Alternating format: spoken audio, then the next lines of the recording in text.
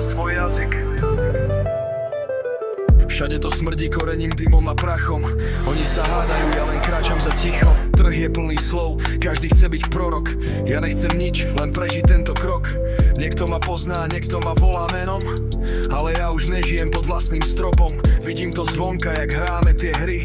Boh, moc, zlato a stále sme prázdni. Prechádzam popri kňazoch, steny mi dýchajú. Hieroglyfy blikajú a mne sa zdá, že vnímam ten istý boj o pozornosť, pýchu a moc.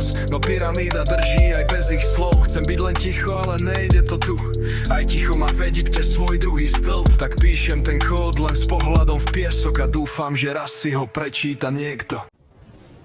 Nie všetko sa píše rukou, niektoré znaky sa dýchajú.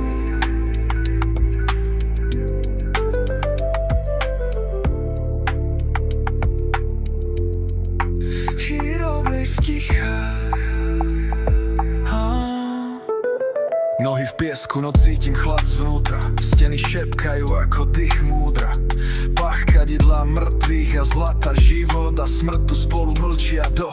Hieroglyfy dýchajú, nie sú to znaky, sú to dýchy duší, čo zostali v pasci. Prechádzam nimi ako kľud neznámeho a viem, že raz budem tiež len niekto predtým. Schody vedú hlbšie, nie do hĺbky, ale do seba. Každý krok mi maže meno i potrebu veta. Za každým rohom viac viem a menej som, ako keby sa byť rovnalo zložiť tón. Dotýkam sa steny a ona ma cíti. Viem, že ten kameň je živší než city. Neprišiel som objaviť, ale byť objavený. Tu sa nehovorí, tu sa zanecháva ticho.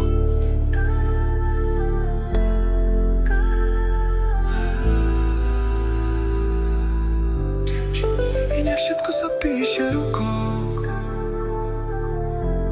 niektoré znaky sa dýchajú. Hieroglyf ticha.